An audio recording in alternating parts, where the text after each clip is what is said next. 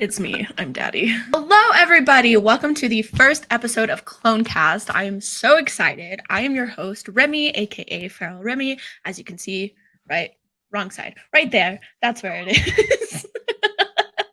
And I am joined today with my producer and kind of slash co-host. Not really. Don't give him that much credit. Luke. Hello. Hello. I'm going to learn about clones.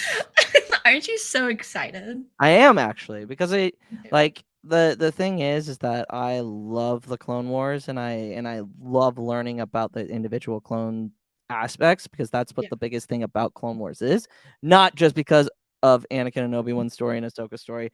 It's, in my opinion, the best stories that are told are usually from the perspective of the clones. So period. I agree.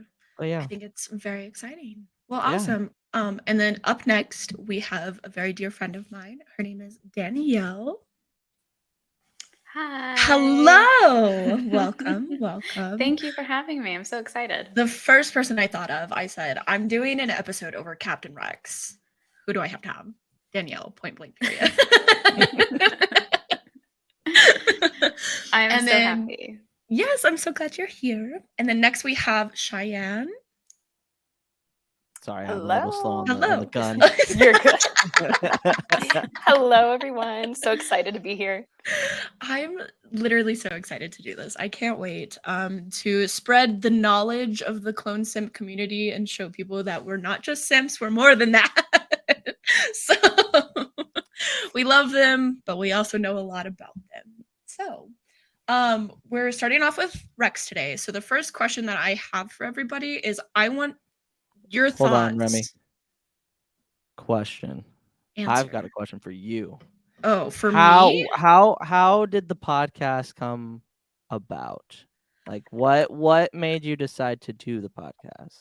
So what made me decide to do the podcast actually has a lot to do with Danielle, because she made this really awesome TikTok video where she talked about how clone simps or women or non-binary people of TikTok often get, or on social media in general, in the Star Wars community, we often get pushed to the side and we get brushed off because if we try to jump into a conversation talking about, oh, we know about this character, we want to talk about it, we tend to get, no, you don't, you're just a simp.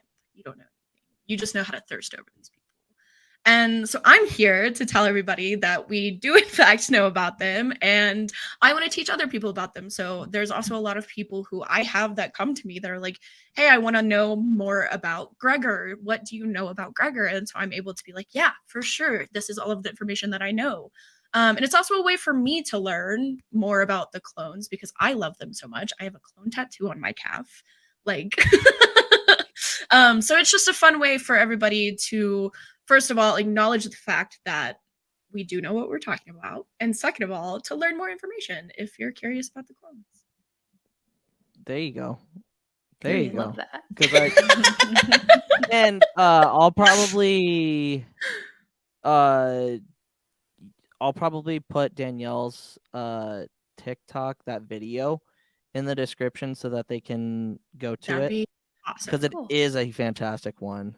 It is. And it's very, very well done. So nice job, Danielle. I shouldn't be surprised because you are fantastic at everything you do. Yeah. Oh, thank you. But yeah. Make me cry. But Remy, I messaged Remy because as if you've seen our reactions to Bad Batch, Remy is part of our reactions. And I always thought that Remy needed a podcast. And so I messaged her about it and she was instantly in. And I think it's going to, like you said, it's going to give a lot of people a voice and it's going to really bring a good perspective on what y'all know about the clones. And that's why I'm here, is just to learn. And also I'm the technical side of this whole thing. But like I am always looking forward to learning and kind of growing my knowledge of like different aspects of Star Wars, and connecting with different people. So that's kind of the short and the long of it. But that's fair. It's gonna be fun. It's gonna be fun. Yes, it is. It's very fun. What about Cheyenne and Danielle? What made you, whenever I came to you to ask you to be on this, what was your first thought? Well, I am Remy, your biggest supporter. No one else but Stop just it. Danielle. Listen, Remy was one of the first people I followed on TikTok that was also like a super clone simp and obsessed with the clones. And when I first joined TikTok, all I wanted to do was talk about Rex and the other clones and also Ahsoka. Those were the only people I cared about. And to see Remy talking about the clones as well, talking about Rex, I just really enjoyed that. And then it wasn't long before I think we started messaging each other. And I was like, oh, a friend. Sure. So yeah, so anytime Remy asks, I say yes. Especially when it has to do with Rex. I mean, yeah, that's fair. Cheyenne?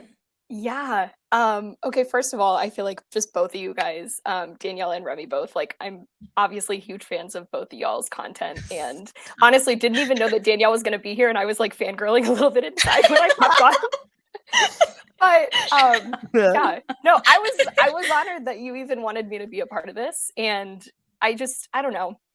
I feel like growing up, I've been into Star Wars since I was in like 4th grade, and never really had anybody besides like, you know, my parents to talk about it with. And I feel like especially in the last year, I've just felt like I really had the chance to actually like connect with more of you on like a personal level. And like, I don't know, it makes me so happy. It makes my heart so happy that now we have these platforms that we can connect and we can become friends, and I don't know, just chat about the guys we love. So We love those boys. We love them so Question, much. Cheyenne. Yeah. Is this your first Star Wars podcast? This is actually my second one. So Dang it. I know. Dang it. I know. I always like being the So first. close. Damn it. So sorry. I recently, about maybe a month ago, did an episode of Rebel Scum with a Side of Calf. Did one of their podcasts discussing, I think, episode 6 of the Bad Batch. So that was my first one. But still Damn it, very we missed it by a month. still very new to the whole podcast thing. Still learning. So If we didn't have to do D&D last month, Luke, we probably could have had it.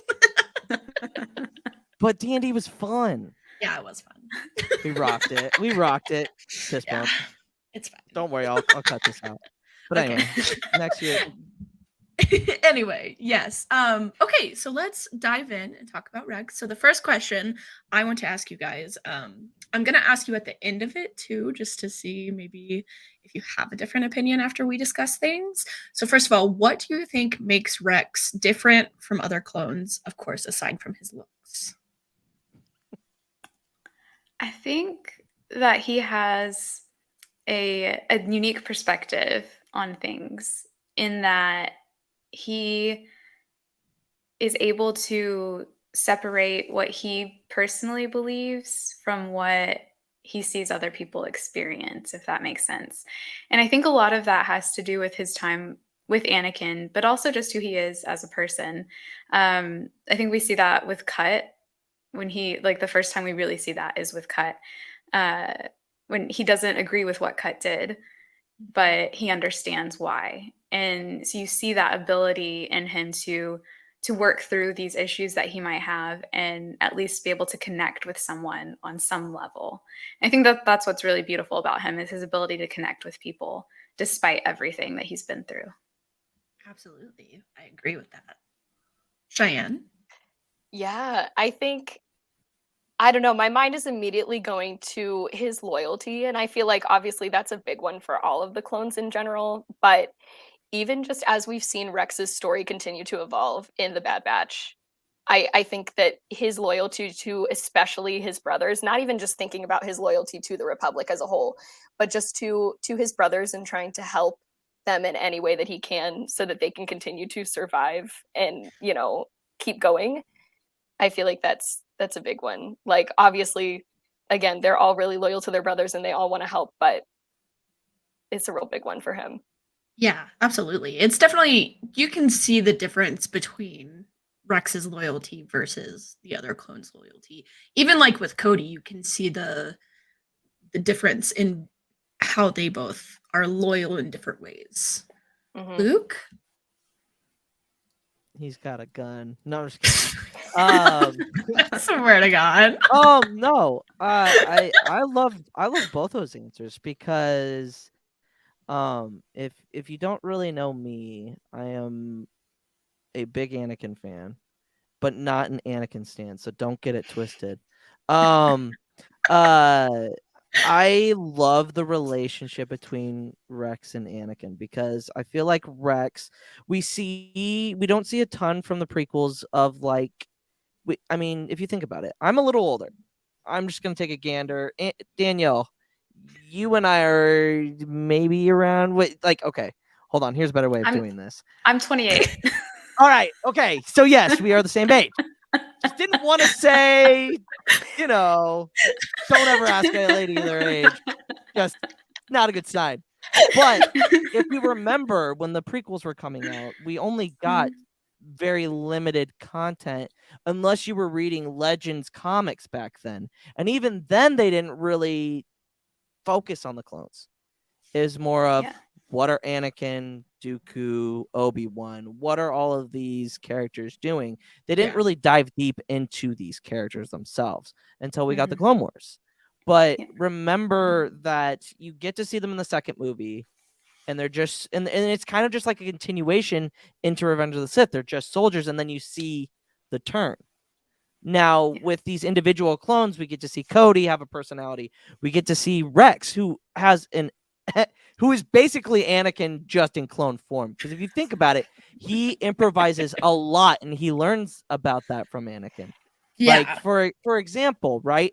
They're in the second episode of Clone Wars where they're going and they are going to the base with where Heavy and all of them are at, right? They show up and Cody's like by the book, and Rex notices something's off and he pulls out his gun and he shoots the droid that's dressed as a clone, and Cody instantly goes, "Whoa, what was that for?" And then he just takes off the helmet and it's like, "There's a droid, dummy." And it's just like, it's so perfect because they are Cody and Rex are very, very much at like their carbon copies of Anakin Obi-Wan and Obi-Wan and Anakin, as a way. Yeah. But like there's other things about Rex that we do learn as his character develops in the later seasons. Like he does, like the Umbara arc is a huge arc for him. Yes. Character wise and just pushing the boundaries of his character. Do you know what's interesting about you saying that he's a lot like Anakin and using the Rishi Moon episode as proof of that is that he is in that episode, but one thing that happens throughout the Clone Wars, like you said, is not only do we get to know more about him, but he changes. Yeah, absolutely. Throughout that in a way that Anakin never does. Rex matures in a way that Anakin never does. Yeah. And, yeah. And so he goes from being no, go ahead. He goes from being that like hotshot clone captain to being someone who actually like takes a minute and considers things and actually just really matures. Unlike Anakin. Yes. Yeah. Anakin just is like, all right, I'm gonna think about this, but then fuck it, we're going to plan B. And I don't care what happens, while Rex is like, 501st, everybody crawl underneath the bridge right now and hold on. Yeah. Speech of Mandalore, Anakin, it's just like, yo, all right, so we're gonna do this. And Rex is like, are you fucking kidding me? You want us to do what? Right. And then he's like, you know what? I've been doing this for 3 years. Might as well roll with it. We haven't died yet. Just go with it, I guess. But no, you're absolutely right, Danielle. You're absolutely right, because, and I also kind of feel like Rex picks up a lot from those two. The kind of the analyzing and putting their feelings as well. But Rex himself is just, I would say he is my favorite clone just because of the way his personality is and the way he like carries himself. But you're right. He does change a lot, unlike Anakin, because he knows what's right and wrong, and doesn't put other people in danger as much as Anakin does. It's fine. Oh wait, so that also brings up a good question that I didn't originally have, but with Luke talking about, we see that Rex is very much like Anakin and Cody is very much like Obi-Wan. Do you think that most of the clone commanders or captains are a lot similar to their Jedi generals? For ones that like you can think of? I don't know. My first thought went to Wolf and Plo, and I don't know if that carries over for them. But then again, Danielle, I feel like you're the expert on Wolf, so I'll let you give your thought.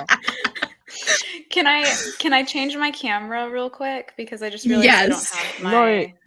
No, yeah. Go ahead. You're good. Okay. There we go. Okay. That's much better. Okay. Yes. Okay. Plo and Wolf. Ways they are similar and ways they are not.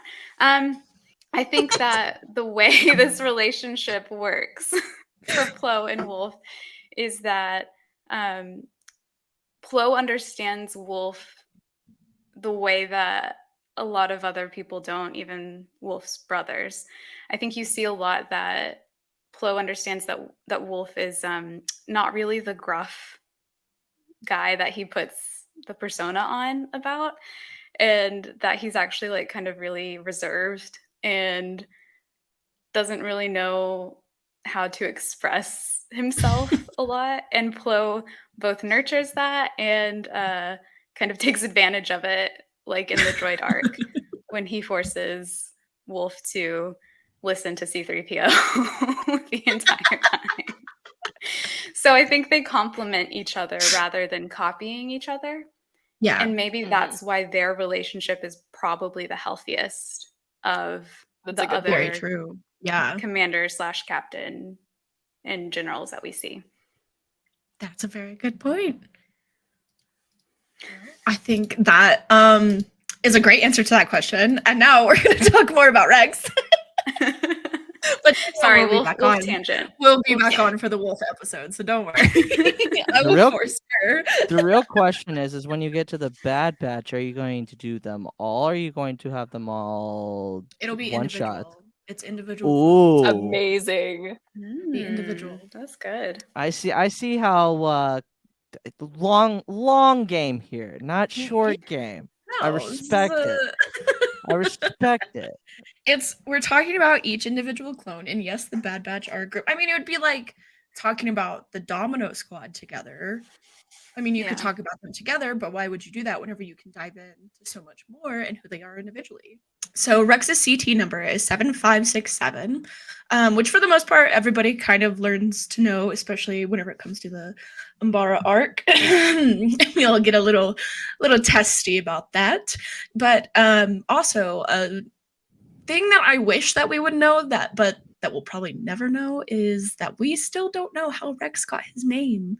We probably won't ever learn how Rex got his name. But Rex is, of course, a captain of the 501st Battalion in the Clone Wars. He served beside General Anakin Skywalker and Commander Ahsoka Tano, which, of course, later on, whenever Ahsoka left and then came back, he got promoted to commander, which is one of my favorite scenes in the entirety of Clone Wars, is whenever Anakin's like, oh, we'll just bump Rex up to commander. Like, why haven't you done that already? As he deserves. If it was that easy, Anakin. He's just like, oh yeah, okay, Rex. You could have done it after Umbara. You dick. Anakin's like, oh yeah, I forgot I could do that. Okay. Yeah. There's like no test behind it. There's nothing. He's just like, yep, you're a commander now. It's just one of my favorite things. Rex, of course, befriended clone commander Cody, who worked alongside Obi-Wan Kenobi, which, of course, is kind of, you figured that would happen due to Anakin and Obi-Wan working together so much. I'm sure that sometimes the 212th, well, we see the 212th have to do some of Anakin's shenanigans sometimes, don't we? Mm-hmm. Like, Yeah. they have Yeah. to, so they all just know each other, and it's just easier that way. Rex was also one of the first clones to train on Camino. And then my favorite Rex quote is this quote right here. And he says, "Because I'm a part of the most pivotal moment in the history of the Republic. If we fail, then our children and their children could be forced to live under an evil I can't well imagine." Captain Rex. Which also hurts my heart so much because he says, "then our children," meaning the fact that probably a majority of the clones thought that after the war they could be able to go off and have families. And that just is so sad to think about. But does anybody have a favorite Rex quote that they know off the top of their heads? I'm a sap. So my favorite is in Rebels when he's reunited with Ahsoka and he says, "I'm glad you're still alive." Because so Gregor and Wolf are his brothers. And we don't know how well they knew each other, during the war or even before the war on Camino. But we know that they get along quite well now, and they've lived with each other for the past however many years. But as when it comes to people that Rex spent the most time with during the war and fought alongside with most consistently throughout the war, Ahsoka's the only one left. And that's especially true for Ahsoka because she doesn't even have a Wolf or a Gregor. The only person she has left from that time is Rex. And to think about the time that they spent not being able to contact each other and not knowing if the other person was still alive, I feel like there's a lot in that. I'm glad you're still alive. I'm glad that this piece of my history is still here. And that makes me really emotional. It's literally so sad to think about. Oh, God. Cheyenne, do you have one? Oh, I'm really sad now after hearing that. That scene Sorry. always gets me in my feels. Like I feel like every time I rewatch those episodes from Rebels, I always have to like rewind at least once just to watch the scene over again. Yeah. So thanks for that. But oh, I don't know. That's so hard. I feel like my mind went to, I don't know if necessarily I would say that this is my favorite, but like this was the first thing I could think of is in the Bad Batch arc in season 7 of the Clone Wars. Whenever, I think it's in episode 2, whenever they initially like get to Skako Minor and they're like heading out to go find Echo, and Anakin like has to pull him aside, after him and Crosshair almost fight. And, he's basically like, you have to prepare yourself for, the possibility that Echo might not be alive. And he tells him that, all throughout the war, he's really tried not to hang on to the deaths of any one of his brothers, but that he knows that Echo is alive. And again, just like going back to his loyalty to his brothers and like his like unwavering duty to reach out to them, like it makes me very emo. But Oh, God. Well, on that note, my second favorite quote is "on your knees." valid. To lighten the mood a bit. That's your favorite quote too, right, Luke? So I was gonna pick something from Rebels, but the way we talked about that Siege of Mandalore antics, hold on. I can't remember exactly what he says to all of them, but it's hilarious. It's funny. Keep hanging in there, boys, or something like Yeah. Yeah. Hold on. I gotta actually pull it up because it is hilarious. When they say, "Sir, yes, Yes, sir." Hold on. It is too good not to. You have to get it exactly right. How much longer? Great. I'll tell the boys. Hang in there a little longer. Yeah, yes, sir. But I would It's so good. On a serious note, I would probably take one of the quotes that he says in the Rebels arc when it's him, Kanan, and Ezra doing the final battle of the Clone Wars. That would be one of them, because it is a heavy. It is. He never really actually lets go completely until that. It's the one final, because he never really, like, we have to remember, after Order 66 went down, the war was completely done, and he never really got the not as much satisfaction of being able to win, but it's like he never got the closure. That's the word I'm looking for, is closure. And on that chapter of his life, you know what I mean? So it'd probably be, on a serious note, a quote that he says from that arc. Absolutely fair. I think that's also a fantastic arc, not art. Art. It is a form of art. So you know what? Fuck it. Yeah. So now we're going to be diving into Rex's background information. And whenever I was doing research, Rex's Wikipedia is so long. Probably the longest of the clones, maybe. I'm thinking it's probably Rex, Boba Fett, and then maybe Cody, and then everybody else after that. But it was so long. It took me so long to like narrow down all the details, because obviously we know that Rex is involved in many different battles. But I wasn't gonna list every single battle that Rex has been involved in. So Rex fought in many battles from the beginning to the end of the Clone Wars, obviously, because that was the quote-unquote purpose of the clones for the Republic. He appears many times in the Clone Wars until we see him again in Rebels. And now we're learning what he's up to during the Bad Batch era of things, and we also got to explore more of him in Tales of the Jedi, which is always wonderful to see him. We love to see him around and know that he's doing great. He's doing fantastic. We see how dedicated Rex is, which we were talking about this earlier. He's very dedicated to not only Anakin and Ahsoka, but honestly to the whole Republic as well. He's a very dedicated clone captain, and he loves his brothers. He seems to love what he does, although he is extremely loyal and caring to not only his brothers, but the Jedi as well. And even I feel like even if he disagrees with a lot of what the council does, because we all know that Anakin is like, can you believe this? The fucking council, they said this shit. And Rex is like, bro. Like, we all know that they sit there and spill tea together. Which is everything. I love that. So I guess kind of on that note, my next question is, would you consider Rex to be one of the better captains / commanders, and why? I think well, first I want to say that I have the controversial opinion that Rex is Anakin's best friend, but Anakin isn't Rex's best friend. Yes, it's a one-way relationship. So Absolutely. Like every single mission they go back to Coruscant, and like Anakin goes off to see Padme, but like right as he's getting off the Venator, Rex is like, General Skywalker, care to go to 79s with us? And Anakin's like, I'm gonna pass, and then takes off. It's just like, God, that is so real. It hurts. So real. It hurts. It's a one-sided friendship. No, Luke, I said that Rex is Anakin's best friend.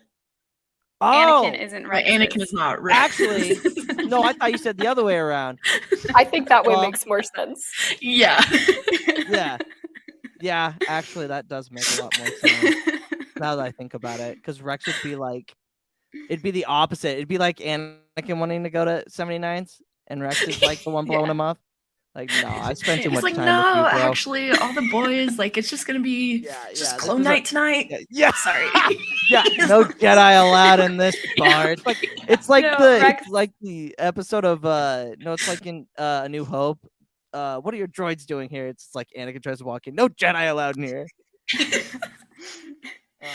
Or Rex would say, "No, I'm doing the paperwork that's due tomorrow morning." Yeah, you should be doing. You should be doing. Remember? Yes. No, that's actually more. Also correct. But back to the original question. Sorry. Yes. As far as like better, I I think that he had to be better because he's not a command clone. He wasn't born to be a command or created to be a command clone. So he wasn't automatically put in that group, as far as we know.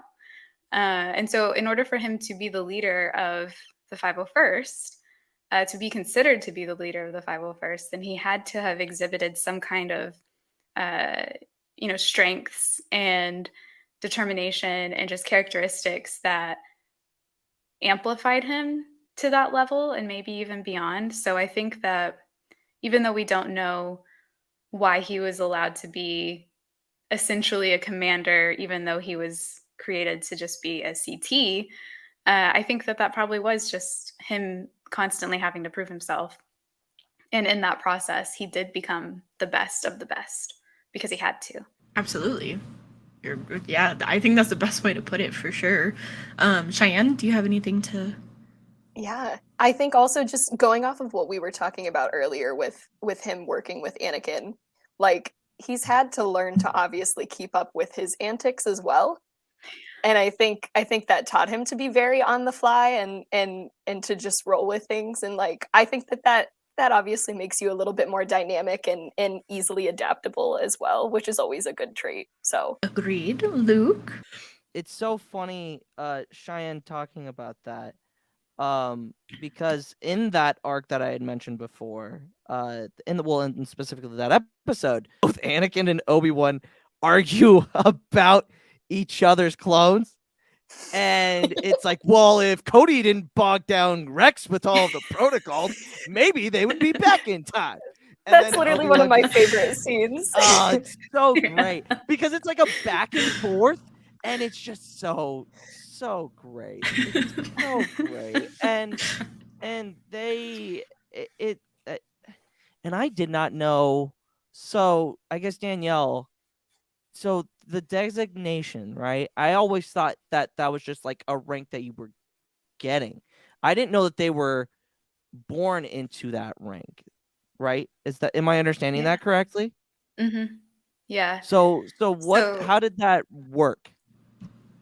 So from our understanding of it, again, we don't have a ton of super clear details in canon about it, but the CC clone commanders, which is Wolf, Fox, Bly, Cody, people like that, they were created in not a batch, but they were created to be CCs. So when they were born, when they were decanted, they were designated the CC designation. So Whereas no, go ahead.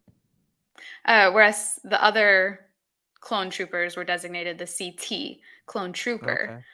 Okay. So clone troopers aren't supposed to be able to make it up to a command level, which might be why Rex never was given the designation of commander, not just that true. Ahsoka was commander. Because even before she joined, he wasn't Commander Rex, he was Captain Rex. And so he might have been able to get commander because when Anakin split the 501st, the 332nd is a battalion instead of a legion. And so he's able to be commander of that.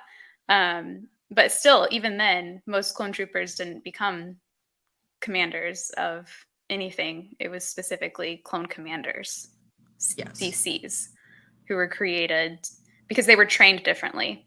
Yeah. They were meant to have different responsibilities than the typical clone trooper. Interesting. So then, not to go off on a tangent here. So obviously in Legends we know Delta Squad, Republic Commandos. Is it kind of the same? Are they just in a different? Well, obviously Delta Squad and Bad Batch are. It's like Bad Batch is the canon Delta Squad.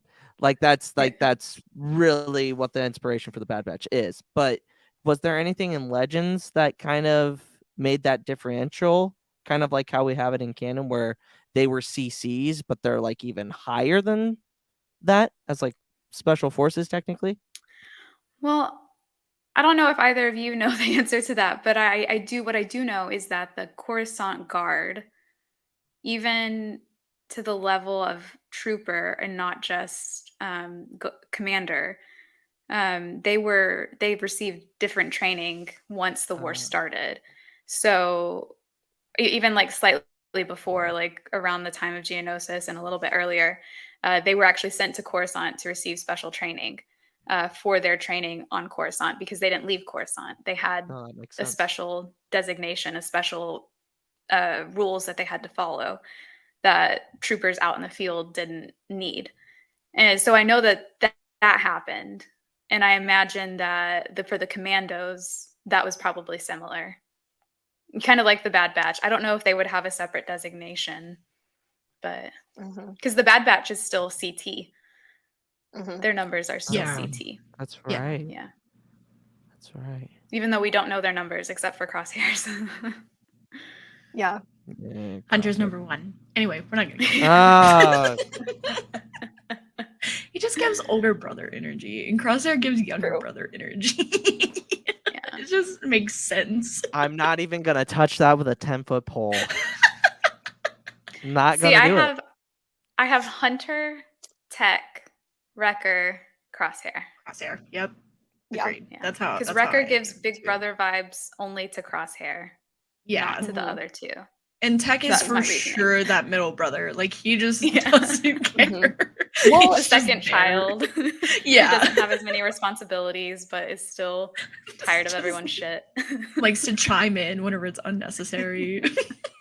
I think technically in season 2 of the Bad Batch, also they didn't technically confirm that his number is like 9902, but since we know that Tech's call sign is Havoc 2, I think that's like kind of confirmed almost. Yeah. I feel like it's close enough. So then would you say that Hunter's 9901, Tech's 9902 is okay, so you're saying that Crosshair is the youngest? Yeah. Okay, that would make sense. So we know his number. We got his number in this season 2. Yeah. 9904. Okay. But based on comments on my TikTok about this, people will say that weren't there lots of clones that they tried to make, like the Bad Batch, that failed? So how do we know their numbers weren't this, and this? I'm like, fair, but that's fair. But I don't think that they would have given them official numbers until they were fully completed. Absolutely. That's the only reason why. Because the Kaminoans, this is like a really fucking touchy ass subject. They cared about the clones, but they also didn't give a fuck about the clones.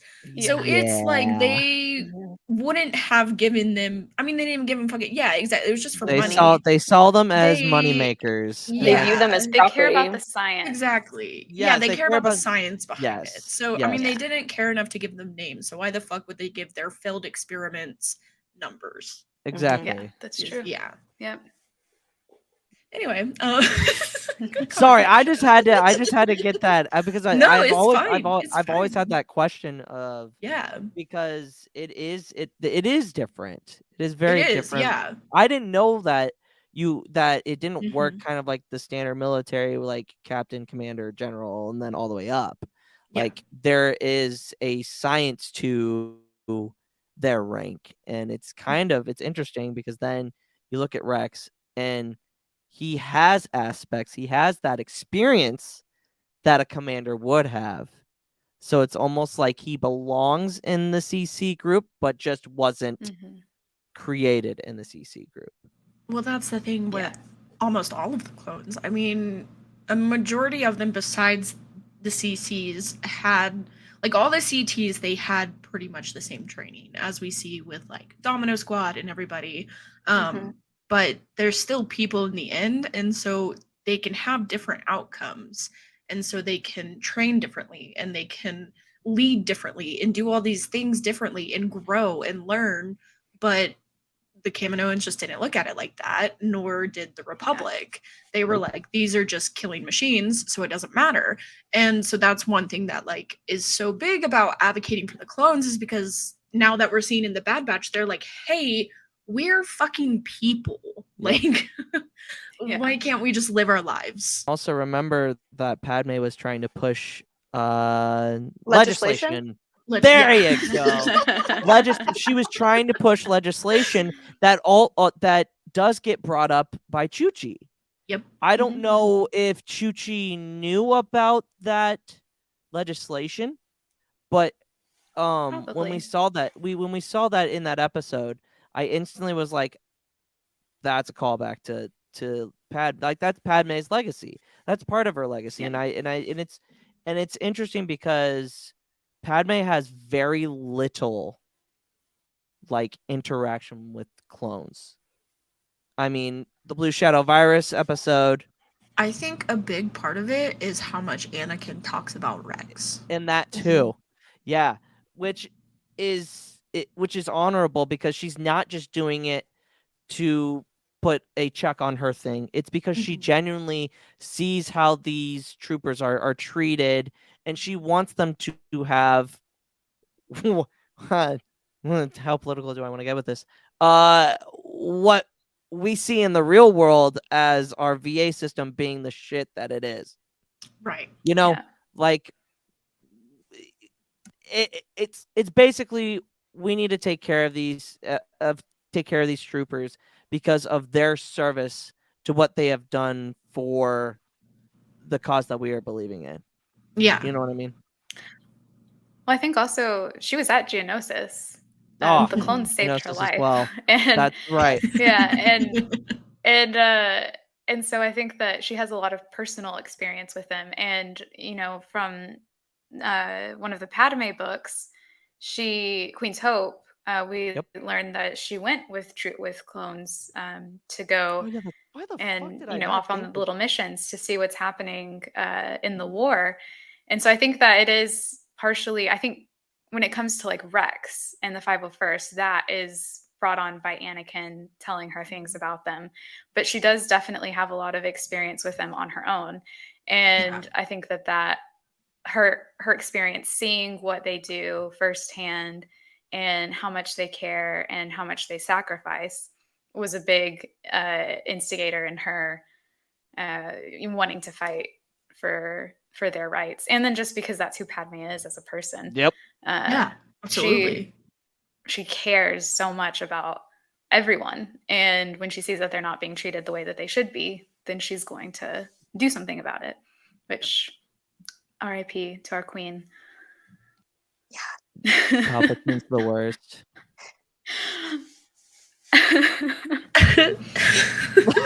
I know. Rex, you should have got out of your armor, put on a better poncho, and gone to the funeral. Put on a better poncho. Can you imagine him standing there though? Oh God. I would have sobbed. I would have already emotionally destroyed me. Yeah, like that. That it was already. I was just. It was enough just knowing that he was even there, like waiting for Ahsoka, but like seeing him at the funeral, I think like that would have actually destroyed me. Yeah, it would have been so broken. Yeah. Why is he so? Everything about it is just okay. Anyway, so going back to more information on Rex, there are many times throughout the Clone Wars that we see where Rex's leadership and loyalty to the Republic are tested. For example, we have the very much dreaded and most hated but also beloved arc, because there's so much that we see, is the Battle of Umbara, where Rex and the 501st are forced under General Punk Krell's leadership, and Krell has very different tactics than Anakin, as we come to learn. Rex, along with Fives, Jesse, Hardcase, and other members of the 501st, soon learn that Krell is a secret separatist agent and has a different agenda than what was originally on mind, and ends up having the 501st start shooting at the 212th, correct? And it is very heartbreaking and very sad to watch the whole thing unfold and watch them realize what they are doing. But this is whenever we see Rex question his purpose and his orders within the Republic. This is also the episode that we get the most iconic lines of "It's Captain, sir," and "On your knees." So we love that. But another example of whenever we see Rex kind of question, these are a little bit out of order, but we also have the Battle of Seleucami, where Rex ends up getting injured, and of course he runs into Cut LaQuaine, which I cannot wait to talk about Cut, because that is a whole story in its own, and I love Cut's story is so I love it. I love it so much, and I wish that more clones got to experience what Cut did. But after spending time with Cut, Rex at first, was of course very Republic clone mindset of I'm going to turn you in because you deserted. How dare you? But of course, after spending time with him and his family, and learning more, Rex chooses not to turn in his fellow brother and let him remain happy with his family. And then, of course, finally, we see Rex's loyalty with Ahsoka's trying to improve her innocence within the blowing up of the Jedi Temple and being accused of killing troopers, which Rex was like, she would not do that. And he's trying to convince everybody. And by everybody, I mean Fox. But it's fine. Yeah. So we see that. And then, of course, again, with we see him with Fives. And that's kind of, I think, where it's a very pivotal point for Rex and where we see his loyalty tested, because he watches his brothers kill his probably one of his closest friends, which would be Fives. And so I think that was a very pivotal moment for Rex. So here's my question. If Fives hadn't been killed in that moment, and let's say, he ended up, let's just say that Fox and everybody didn't end up showing up and he told Anakin and Rex what was going on, Fives did.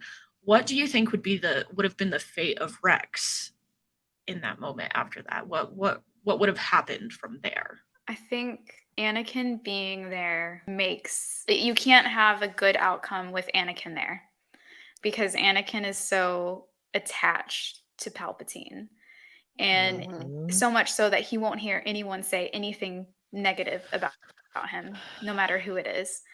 And Fives isn't even that close to Anakin. Like, he's close. He trusts him. Anakin trusts Fives, but he's not in the top tier of who Anakin trusts the most. And that's Palpatine, Obi-Wan, Padme, Rex, and Ahsoka. Those are the top 5. And none of those people would he believe that about Palpatine from. So I think it's like, as far as like what the fate of Rex would be then, is really hard to say, because would he go against his general, side with Fives over something that he's not even sure is true? That would have been the ultimate test. And I think it would have broke him, because like, what does he choose in that moment?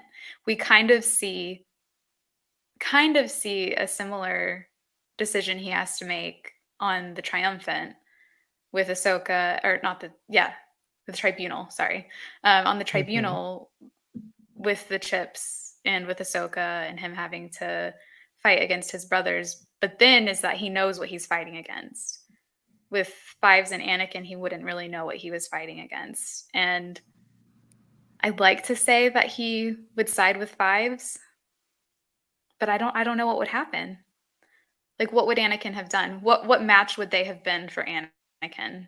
Yeah, that's awesome. It was a very good point. Yeah. I think even if, I don't know, if Cheyenne, Anakin, what do you think? I don't know. I feel like I can't really follow that up, because I feel the same way. Like, say if Anakin weren't there, I would like to think that he would have sided with Fives, but where do they go from there? Like, who do they even go to? Like, and even if Rex's first thought was, I trust my general and I want to share this information with him of this thing that's going on, it's just going to be like, again, endless circle. He's so close to Palpatine that, like, I truly don't know what could have been done about it, which hurts even more. Do you know what would have been so great as like an AU? So like, if they got to retell this story without the Order 66 being inevitable, it would have been so great to bring Ahsoka into that moment. So have Fives tell Kix to just bring Rex, to just bring Rex. Don't bring Anakin. And only Rex shows up. Fives tells him what happens. Things don't escalate because Anakin's not getting in his dramatic pissy mood that he always gets in. Agreed. And sorry, Anakin slander. Sorry. No, hey, I'm all for it. It's agreed. The man deserves all the hate that he gets. He's pissy. He's I'm an a whiny Anakin little stan, but bitch. he deserves it. Oh, he Yeah. deserves absolutely fucking everything that he gets.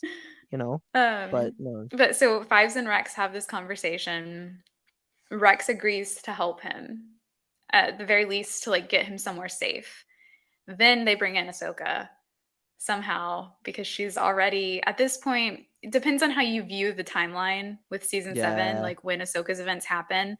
I'm assuming she actually connected with Trace and Rafa a lot earlier in her departure from Yeah. the Order than what some people think. Mhm. But presumably she's already met up with Trace and Rafa or something. She might be Mhm. off helping Bo-Katan at this time. But you bring in Ahsoka to get Fives off the planet, and then something happens. I don't know. Like they figure out something to do with getting the chips out slowly. I don't know. The Mandalorians decide to help because they're not technically a part of the Republic. So I don't know. I just feel like it's moments like this where I'm like, what would Star Wars look like if we weren't tied to the inevitability of something? Right. Yeah. This is why we need a Yeah, Star which Wars I love What it If the way series. it is. Yes. You Yes. say that, but the fanboys don't deserve that shit.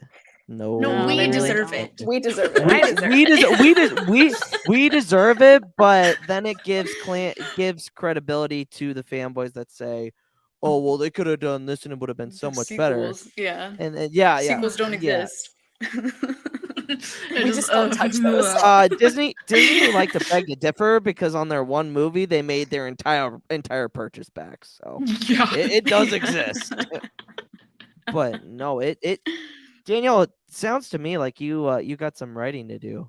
I need an AU fanfic from Danielle of There you go. what would happen if it was just Rex and Fives instead of Rex, Yeah. Fives, and Anakin. maybe It would've- I'll write it someday. There you go. It does. Me in her DMs every day. Hey, still waiting. So, Word count update for on today. the- I kind of like thought of some bullet points for you. Oh, jeez. Make sure you It's tag so- me when it's done. It's scary. It's scary that y'all are joking about that, but I can actually see Remy actually doing that. I'm not that crazy. As she looks down at the ground. No, but you do make it like really. If Anakin wasn't there, that would have been the ultimate test for Rex. Yeah, it's I think that's a really good point. And he trusts, like it's hard to say who he would have gone to, because besides Anakin, you can't really put Obi-Wan in that tier of trust with Rex. See, that was my second Cody. thought is I was like, would Rex and Fives then go to Cody? But then But Cody's then too much. who- Cody's too much of a pencil pusher, though. I don't know. See, hang but on, Really? hang on. Yeah, if it came from Rishi Rex Moon and Fives, Rishi Moon episode, when Cody thought that Rex had shot a clone, That's right. he was ready to bury the body. Yeah, that's true. That is. He wasn't so going to turn him in. true. He was just like, That's just tell me why you true. did this, and then we'll go bury the body. That's fine. well, That's and also true. whenever Rex was talking about Echo, the first person he confided into about it was Cody. So Yeah, I that's think true. that if it were something Mhm. like this, I think the next person that they would go to would be Cody. Now, where would they go from Yeah. there? I don't know, because I don't think Cody would trust Obi-Wan with it. No. Mm-mm. That's a whole Really? yeah, that's a whole other thing. Yeah, I don't think No. that he would at all.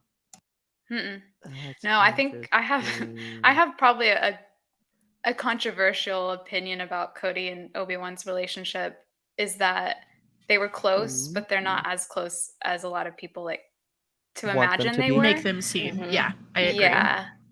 Do you think it's I more of like think- the? No, go ahead, Daniel.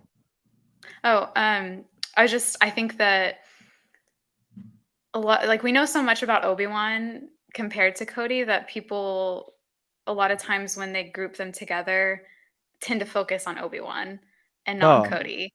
And I Agreed. think that Cody cares about his brothers a lot in a way that I think that Obi-Wan would understand, but Yeah.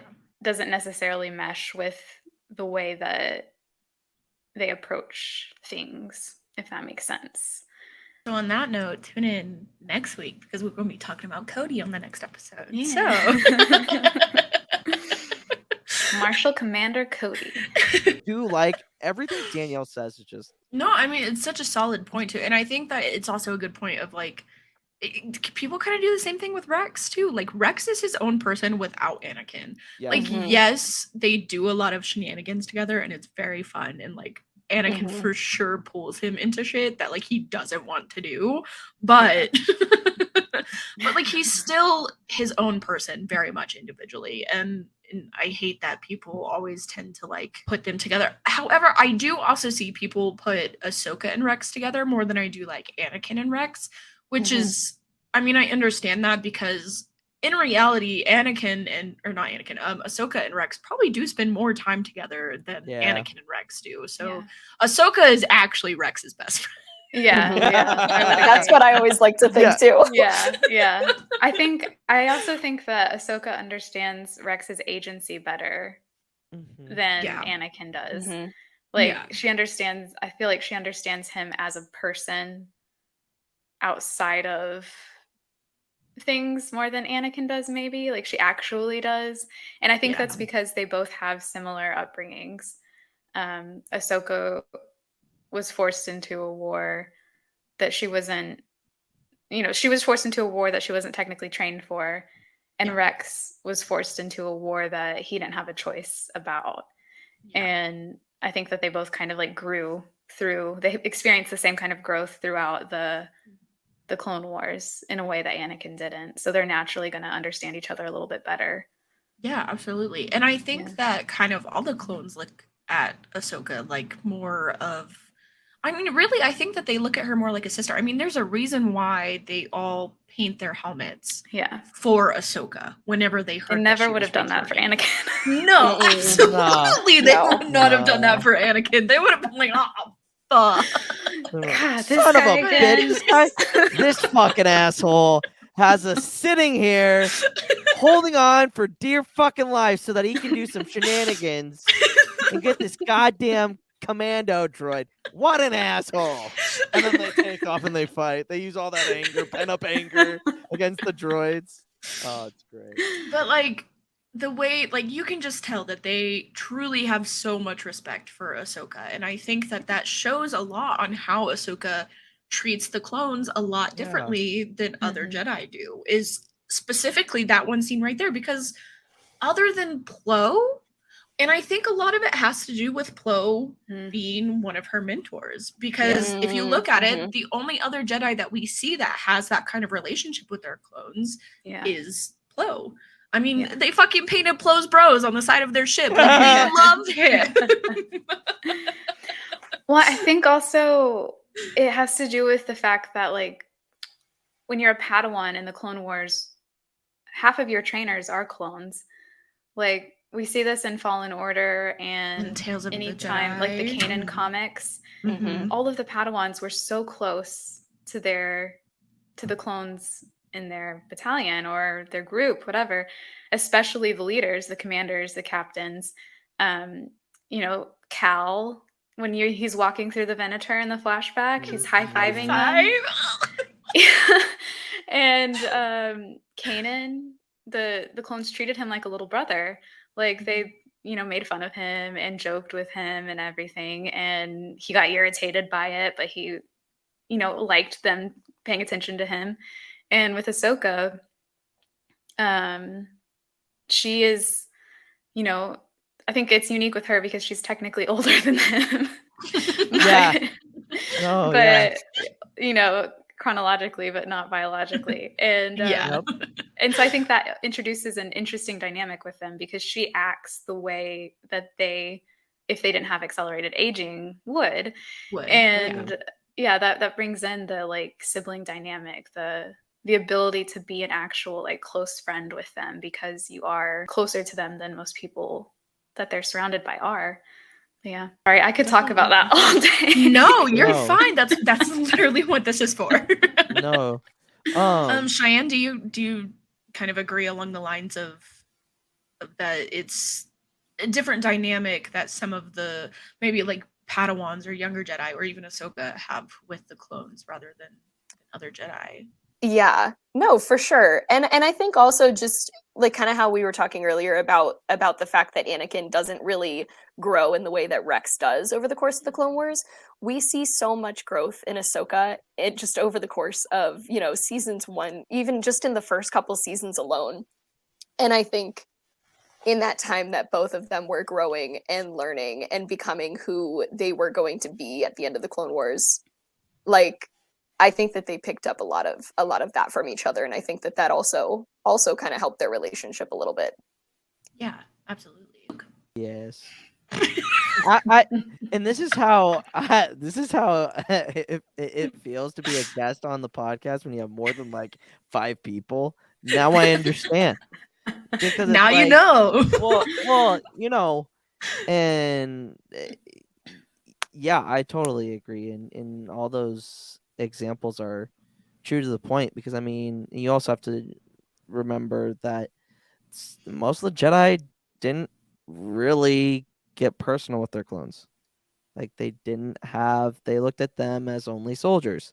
Mm-hmm. And I think that kind of so when this also kind of goes with I think that's another thing of the folly of the Jedi of why the Jedi ultimately fell was because some of the Jedis did not have that sensibility of looking at the clones as just more than life form. Like they are living beings. See, I don't know if I agree with that. I think that of anybody, the Jedi would be the ones who would end up fighting for the clones in the end, which is what makes the fact that the clones are forced to turn on them that much more of a tragedy because they're turning on the only people in the galaxy who would actually understand that they are life beings because of their connection to the Force. And it's like Yoda says in the very first episode of the Clone Wars, the Force lives in each of them individually. The Force views the clones as individuals. And if Yoda is seeing that, that means all the Jedi are seeing that. And what I think we're seeing, and like Krell is introduced to show the opposite of that, to show that that's what happens when a Jedi refuses to see the individuality in the clones. And so Krell is an exception in that case. But because he's turned on the way of the Jedi. So he stopped seeing the clones as individuals. And he's cut off that part of him that is integral to being a Jedi.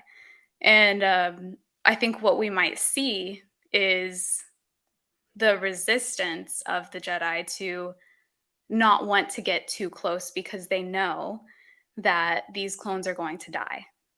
Yeah. There's an inevitability there.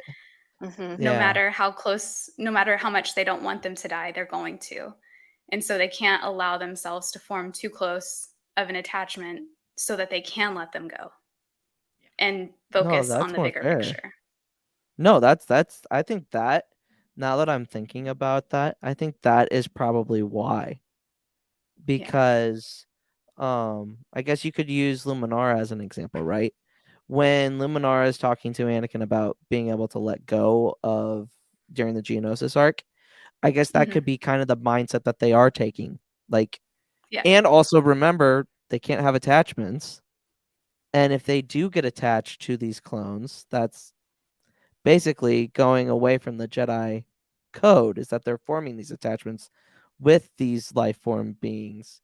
And that's a better way of thinking it, to be honest, because they would no, yeah, go ahead, Daniel. Well, and it's like important to remember that like attachment is separate from caring. Yes. So they can still care about these clones and still form relationships with them, friendships with them, without necessarily being too attached to them where it risks Yes. them falling. But I think like what I meant more is that they know. It's just like if you know all these people are going to die, and that goes inherently against these people that you're leading are going to die, and that goes inherently against everything you've been trained for. That's But you so have to hard. do it anyway Yeah. because you don't have a Mhm. choice. Then Yeah. how are you going to behave around them? You're going to behave like a soldier. You're going to Yeah. behave like the clone commanders do, like the clone captains do, because they also know all of these men, most of these men are going to die. Yep. So they put themselves in the position of a soldier, which that also is never what a Jedi was meant to do. So that Exactly. in of it Yeah. is also, Yeah. a part of what's happened. It's a lose-lose situation. They've been put up between a rock and a hard place. Yep. And that's the tragedy, really, of it all, I think. And and I mean it's really unfair for all of them, really, which is Yeah. just the whole point of fucking Star Wars. I Everything know. sucks. I actually hate this franchise. Yeah. Yeah. I hate being in love with the clones. I don't wanna be. No, truly a tragedy. It's being a clone sickness. It's a sickness that y'all can't get rid of. Yeah. It really Really? is. Who would choose this? Who would choose this? Only Virginia the us. only the strongest of you are willing to take on this task. It's truly That the is source true. of my comfort and the source of my depression at the same time. Yes. Here's a question that am I gonna regret this? No, I'm not. From what we've seen so far, how emotionally damaged should we get prepared for? I don't know if I want to know. So Please, yeah, I can't handle it. okay. I mean, yeah. I mean, it's clones. It's Great. clones. You're always going to Does be something happen to emotionally Hunter? damaged. I swear to God. No, shut up. Answer Don't. that. No, because because at least she's nice and she's like not gonna say anything. He's Oh, literally I'd be- folded up I behind would me be- right now. Look, I would be- R.I.P. Hunter. I would be, if I had the knowledge, Remy, I would be like, get ready for this week of Bad Fuck you. Batch. Fuck you. That'd be such bullshit. But I wouldn't post it on mastered- social media. I would just like text it to you. Yeah. like emojis that have to do with Hunter or like. I've mastered the nod. Mm-hmm. But not just yeah. Now you know Just how let it this feels to smile be in and the nod. MCU. Like when you've been cast in the MCU. Or you've been in Star Wars and you can't tell anybody. Yeah. There you Yeah, go, because Danielle's it living gets our dream. easier with time. It gets easier with time actually, because I first saw these episodes like right after Christmas. Oh And- man, that's shit, so yeah. long. Yeah. That's so long to sit And- on that. In the weeks following that, I was in agony. Like literal agony. I would Well, like at least have you like had- a at whole least you like had folder Tia. of notes on my phone of like I do. things on I have notes for each episode. I my love reaction that. notes. But yeah, so I was in agony for the first couple of weeks. Like literally, like there's like because I wanted to talk to people about it, and I did a podcast with 2 other people who were able to watch them, so that helped. But beyond that, I just like literally the Pablo Escobar meme with him just standing there staring out in the field. I'm like, that's just me. But now it's easier. It's much easier. Now- so Now you Now can in talk about it a editing, little bit. I'm gonna have Harith put your head on Pablo Escobar, and I'm just gonna put that up as a Please do. meme. Next week Oh, it's on gonna the be Bad Batch. fucking great. Danielle just looking down at the floor. Just No, I being- can't imagine like yeah, no, that's horrible. Danielle, I will say that since you haven't seen, are you getting screeners for the finale then? We haven't been told yet. So Okay. I don't know. It's like Okay, but also it's one just of those- don't and then come on the reaction with us. That's what I was thinking. Yeah, and That's what I was watch the thinking. finale with us. Yeah. I mean, if I'll you're let feeling you up to I'll it, let you because know. You're not choosing to. I'm literally saying you're gonna come react to this, Nelly, with us. I wasn't gonna twist her arm. I guess Remy's just my enforcer, and she's just gonna force people to come on. You're coming on whether you like it or not. Looks like we need more people for the reaction. I'm like, bet. Yeah, mass text. Everybody. Come on the reaction. All of clone Twitter. All of clone Twitter. So I do have a couple of other questions. So right now in the Bad Batch, we're witnessing Rex try to, of course, gather other clones who have gone against the Empire and helping them join together to kind of start the quote-unquote rebellion. In Rebels, we see that it's just Gregor, Wolf, and Rex. So what do you think we will see happen between this time in the Bad Batch to the time that we see them in Rebels? Cheyenne, I have a lot you of go thoughts. first. I have a lot of thoughts on this one. I think I made a TikTok like right before season 2 of the Bad Batch had started talking about this, but the biggest thing I think is thinking about what happens to make Rex want to leave the fight. And I think for me, and this is just coming from somebody who is a massive Echo stan, I think for me, my biggest fear is something happening to him, especially knowing that we don't see him with Rex. And me naively telling myself that, like, oh, he's not with Rex because he's off with the rest of the batch and they're all living a happy life somewhere. But, like, realistically, I know that's not what's going to happen. So that's my first thought is I just would like to know, like, what is going to happen that's going to take him out of the fight, because I feel like it's going to have to be something happening to one of his, like what would make more sense than something happening to one of his closest brothers who he's known the longest and trusts the most and literally went through hell to, like, get back. And God, I don't know, it makes me sad to think about. So absolutely understandable. Danielle, me just always going off on a we tangent don't about Echo. know. No, I don't. Anyway, yes, that is my fear as well, because I mean, I think there's a lot of it that plays into what we see in Rebels, because one of the things I've always been, or that I've been interested in since we learned about Rex and Ahsoka faking their deaths on the moon, is Rex listed? He is listed as dead because Echo tells him that in season 1. But in Rebels, Callus isn't surprised to see him in the video with Wolf when he calls. Mm-hmm. And they're still listed as former soldiers of the Republic and just as retired now.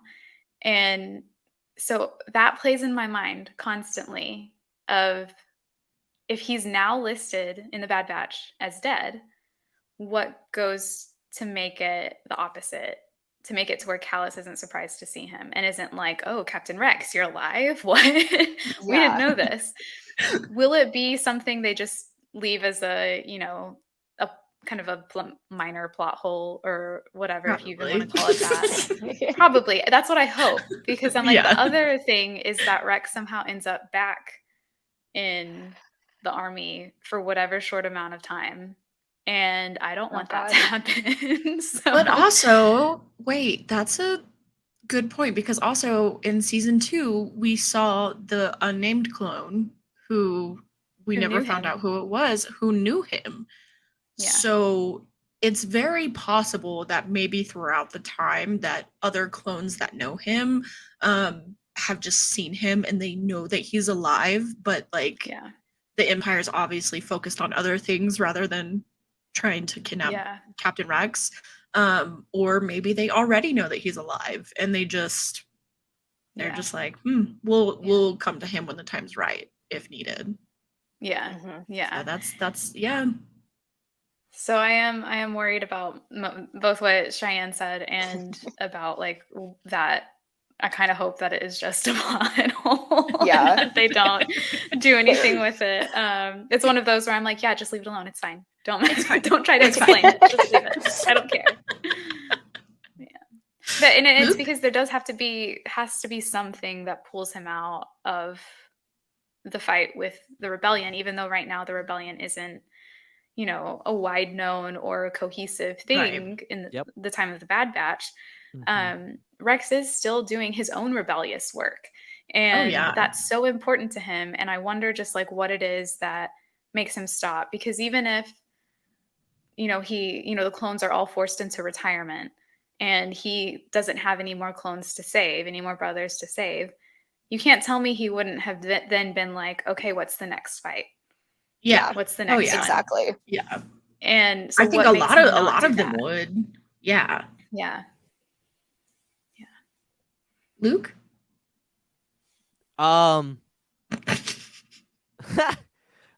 So like here's the thing. Um I- the one aspect that I did, okay, have y'all played the 2005 Battlefront 2 campaign? I have not. I also have not. Okay. So, you follow a member of a clone that it's so weird because this is why Legends continuity that it wouldn't work, but I love the story. You start from the very first Battle of Geonosis and you jump well, now that I think about it, I think it's a perspective on every clone, like a clone in a certain battalion during these certain fights, but it's written as a member of the 501st going to every one of these battles, which doesn't really make sense in the hindsight. But there's so like once you do Order 66, that's over. They transition to the Empire and you're part of Vader's Fist, which canonically still is the 501st is moved into being Vader's Fist. And there's a mission where the Kaminoans have the clone rebellion, like they have a revolt, and you have to go in and you have to take down the clone revolt. With Bad Batch, it a lot of people are saying that could be a possibility, but with Danielle saying that they knew that he, like in Rebels, that like Callus isn't surprised that he's alive. I don't think that's a possibility, because if he would have led, if people would have known that he led the clone rebellion, they would have been looking for him constantly.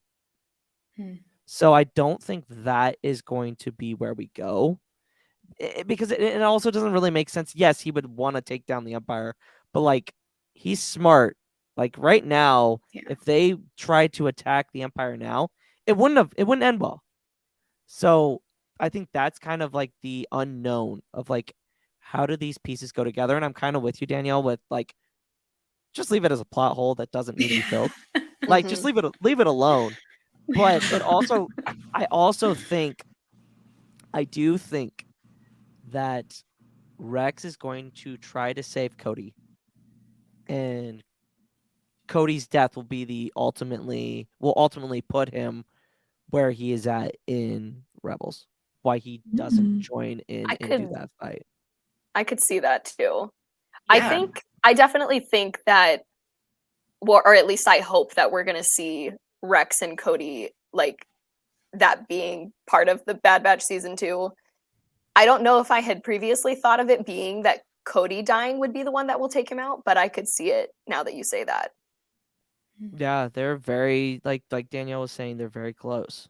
Like Yeah. they are very Mhm. close. And seeing his brother Cody, who he hadn't seen, when was Mhm. the last canonical time that they had seen each other?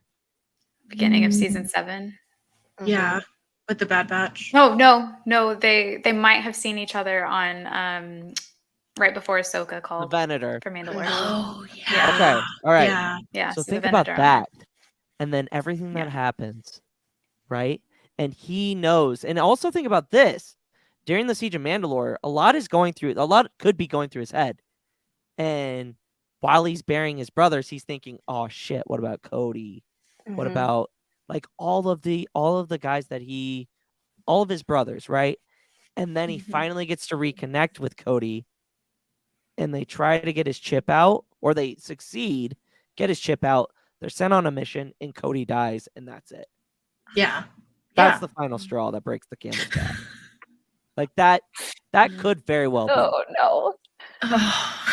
Because See, that's if the this only is that I feel like that's the only logical way, because Rex is very much like, hey, I want to help. I want to Mhm. do what is right. But like or it could be both Echo and Cody. Like Oh, either God. Don't one. say that. It could Don't be- say that. It could be both. Like, I'm sorry, but I'm thinking like Dave Filoni right now, and I apologize.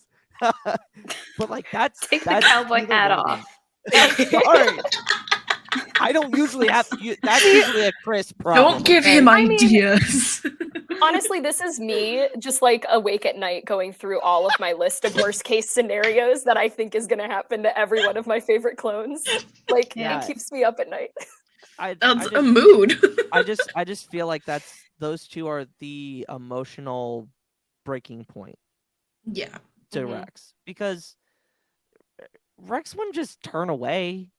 He would want to help, but if he loses the two most important people in this fight, Mhm. what's the It'd point? be really hard for him, yeah. And I mean, knowing that Gregor and Wolf are there with him, I mean, those are really the only people that he would really have left. Let's say that the Bad Batch are still around for Rebels era as well. Even if they were, he wouldn't want to be with them as much as he would Mm-mm. Wolf and Gregor, because They ain't making it out, baby. I'm Yeah. sorry. They aren't. I think Omega's the only one that's probably gonna But make why it out. can't they? But why can't they? Just let me pretend. They could, but the logistics of it, of like the Empire, like the Empire would like if they really fuck shit up, like they don't want the Bad Batch out, like, because then that's another piece of the rebellion that the rebellion could have used. Like if Mhm. they would have known that if the Bad Batch is still around and the rebellion didn't use them, I just I don't think Bale is not, if he finds out that those clones are still alive, he would try to recruit them. If he could find Yeah. them. Yeah, if he Yeah. could find them. And the only way that he could find them would be through Rex, I think. Hmm. Because I feel like Rex would also know where they were. But I ultimately see the end of the Bad Batch, like all of them dying except for Omega. Mhm. Because Omega factors into The cloning. Palpatine. Yeah. Yeah. Yes. See, again, this Which is my we biggest obviously fear. see. Yeah, it's so sad, but like logistically, makes like Clone sense. Sans can't have anything. I'm Just sorry. let us have this. I'm Flip sorry. the table. I would love to turn off my logistical Star Wars brain for a second. Then and do just it. I Yeah. can't. Luke. I'm not capable of doing that. I just wish I could. Like, I I'm could do it angry for any now. other thing. But like it's so tough, because I would love to see them fight with the rebellion and Mhm. and do all these things, but I just and like here's the other thing that I think of. I'm like, all right, who's really the only person that can take out the Bad Batch? I mean, like, go toe to toe with the Bad Batch. Like, stormtroopers aren't going to do that. Crosshair is one of the only ones. And then if you think about it from a logical standpoint, Vader would be the next person, and I would hate that. I would hate Anakin that. wants to ruin everything. No, exactly.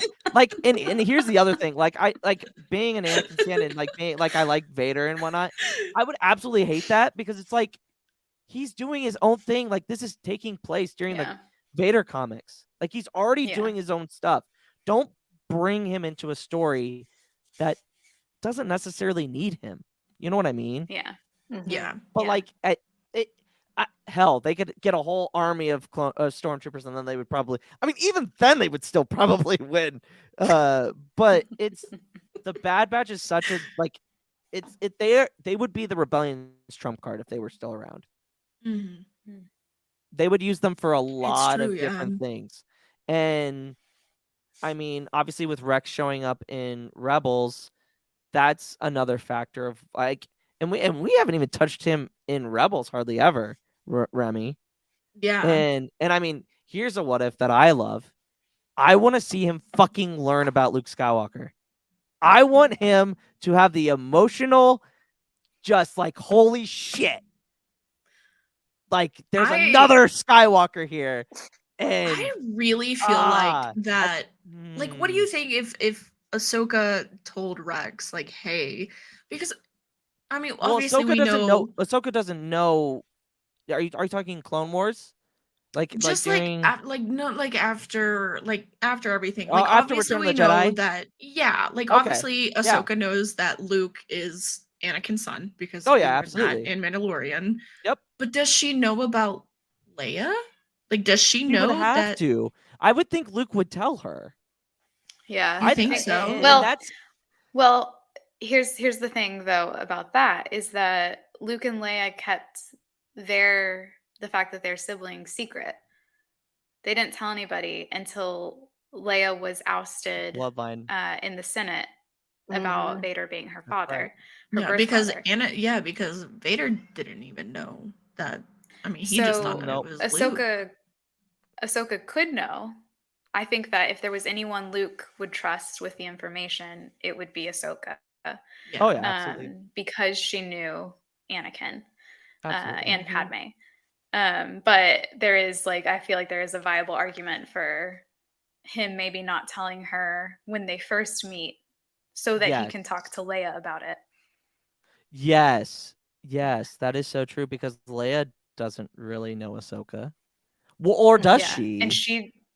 And she doesn't really want to know anything about Anakin. Absolutely. While we're kind of is to be in pain. Yes. And while we're talking about Anakin, this is the last question that I have. So obviously Anakin is the general of the 501st. And the 501st is known to be quite chaotic, is a good way to put it.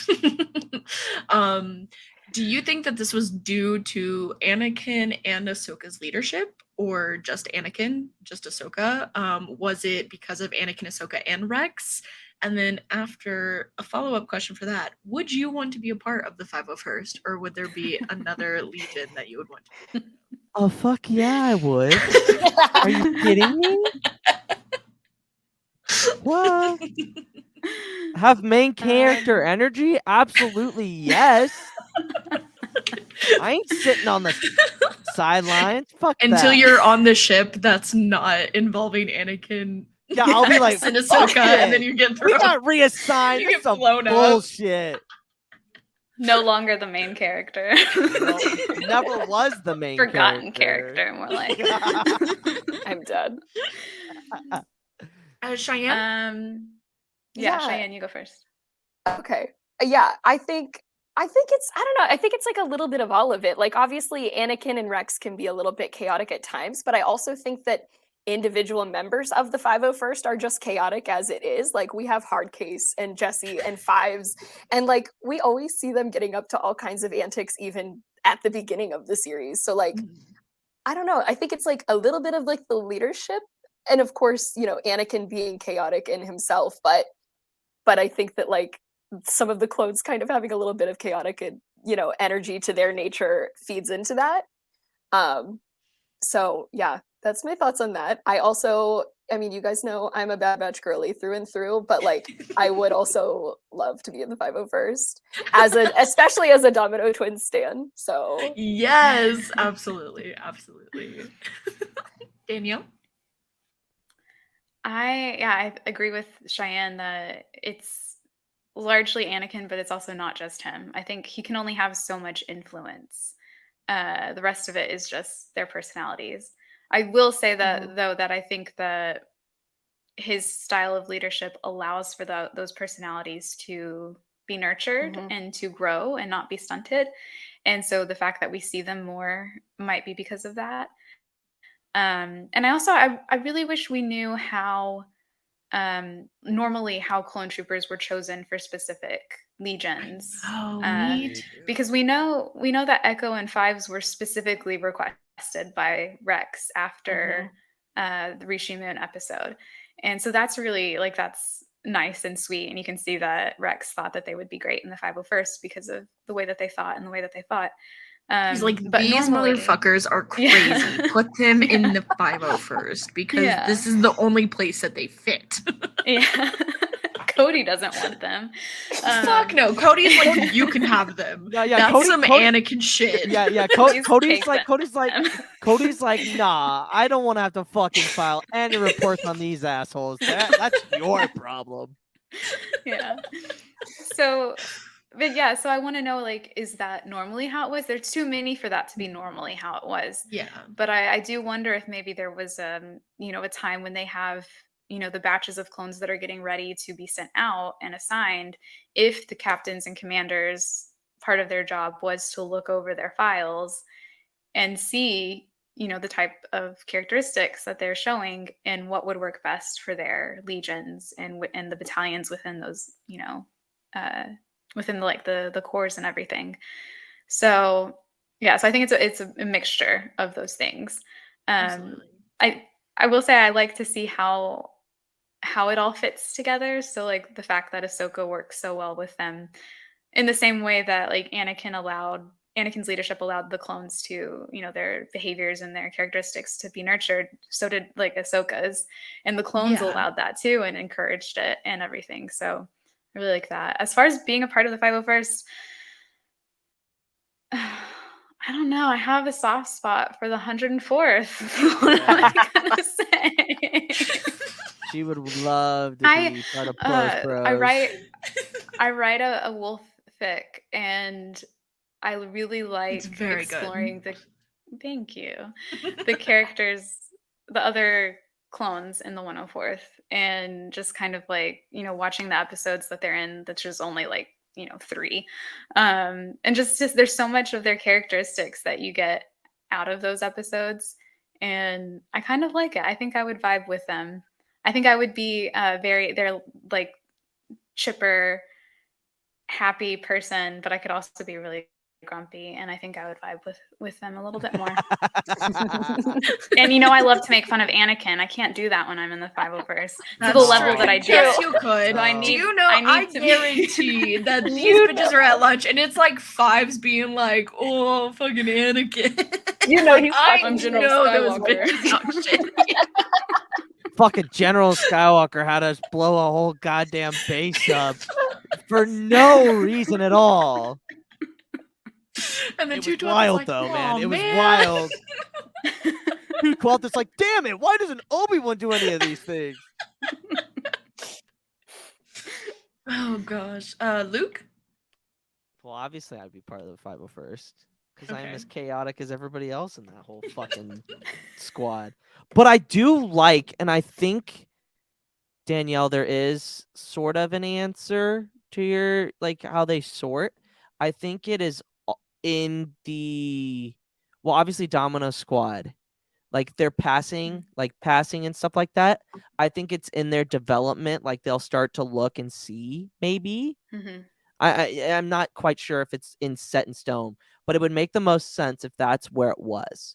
Because if you could Yeah. tell like their leadership and be like, because I mean they did bring in ARC troopers to do the Mhm. evaluations, so it would make sense to see, hey, like this group has kind of got a little bit of characteristic stuff. I think they would fit best with this legion or this and whatnot.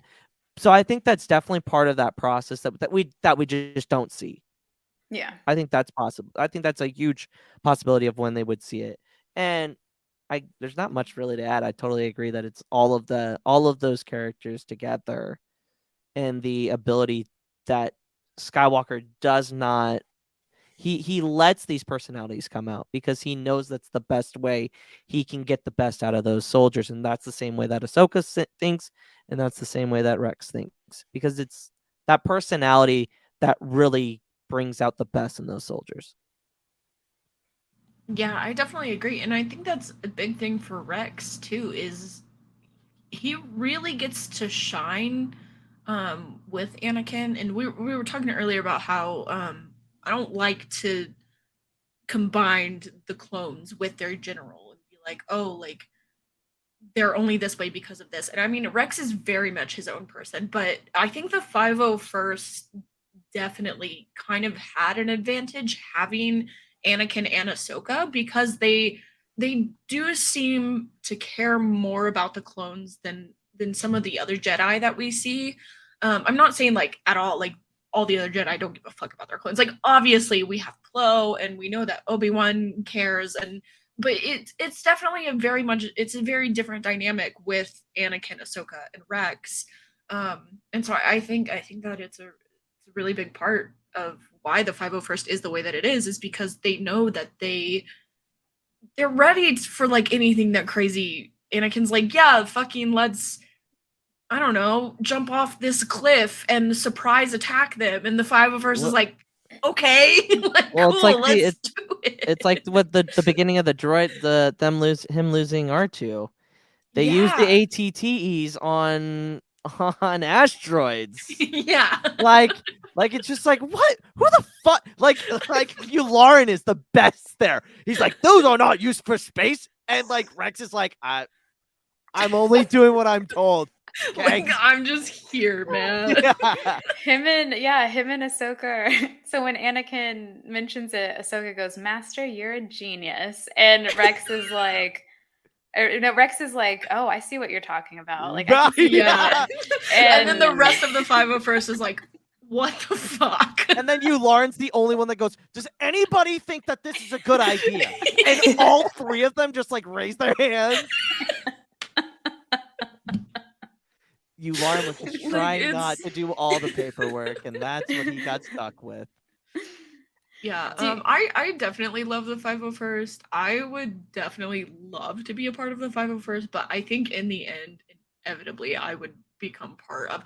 I would be Echo. I would be a part of the 501st, and then I would become part of the Bad Batch because Would you that's lose where a limb? my heart is. Huh? Did I lose a limb? I was gonna say something, but I can't. Oh, I mean you can, but I can edit it out. Oh, don't. Actually, never mind. It'd be too tempting to put it back in. No, it's fine. Even there, what I just said, it just. That's perfect. God Okay.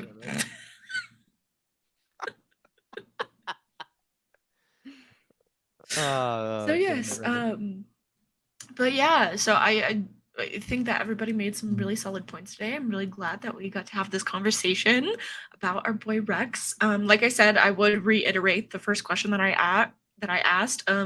Everybody still kind of feel the same about their answer about what makes Rex different from other clones?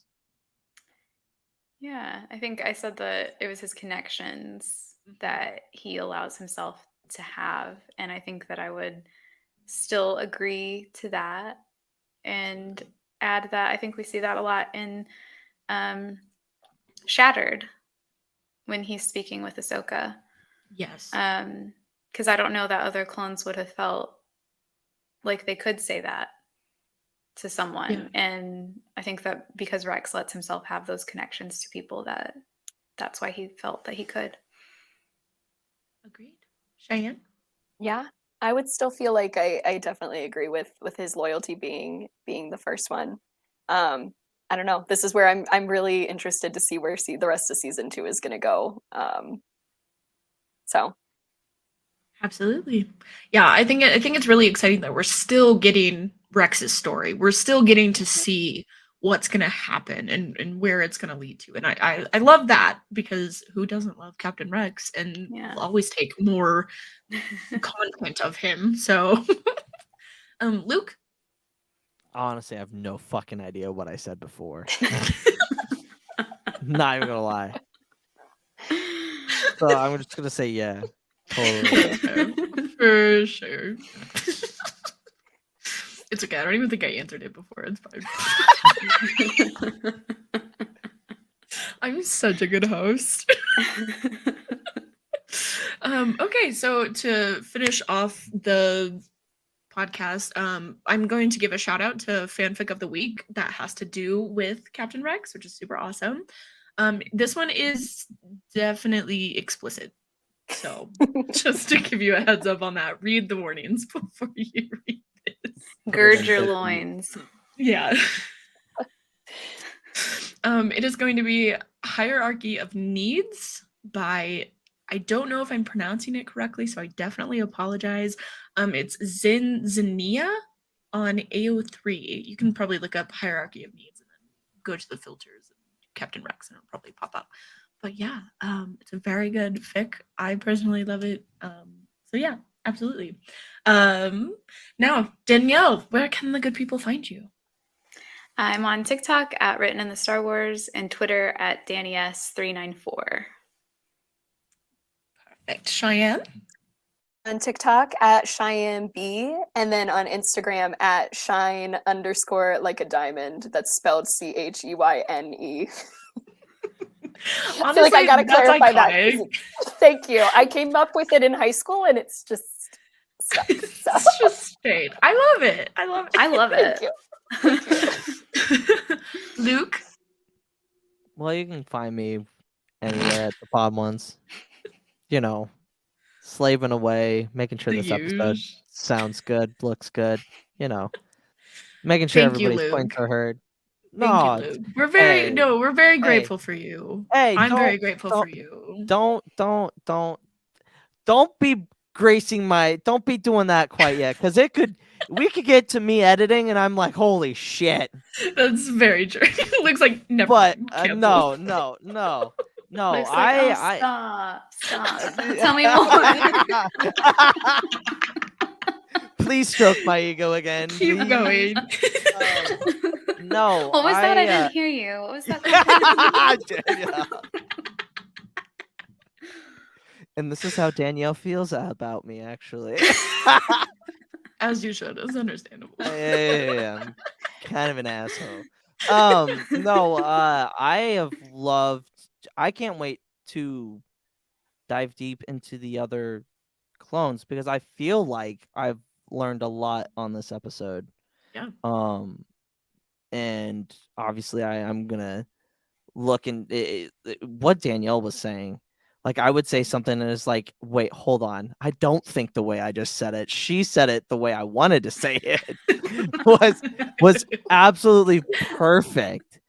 And it just goes to show you that everybody on this podcast is more than capable to being knowledgeable in this space.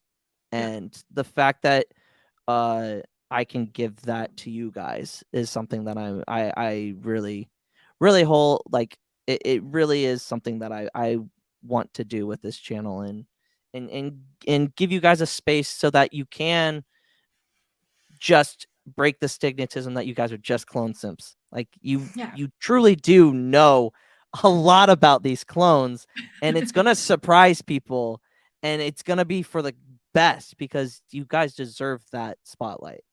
And I'm just glad I can give you the opportunity to do that. So Well, thank you.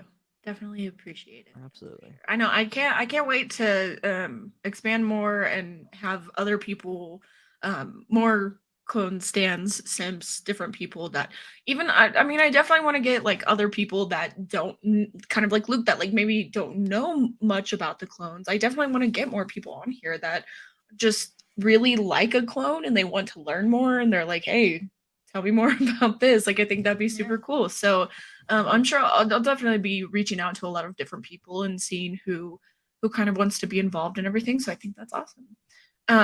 But also you can follow Clonecast Pod Ones on Instagram and Twitter, both the same. And then you can also follow me at Feral Remy on TikTok, Instagram, and then on Twitter it's _ Feral Remy _ because somebody stole my name. No. Bitches. But yes, this was such a fun episode and I really appreciate you guys. Thank you for coming on. It was very fun. Yeah. Always gotta start with Captain Rex. I was actually talking to Danielle earlier about like how I probably should have started with Django. But I was like, it's fine, it's too late. Watching I think starting with Rex makes sense. Yeah. But and that's what we were saying too. Is it makes more sense because Rex is much more well known, and like a lot of people don't even know who Django is, which I think is really funny, but also not. So yeah, thank you guys for watching. Remember, they're not just clones to us, and they're not expendable. See you guys next time.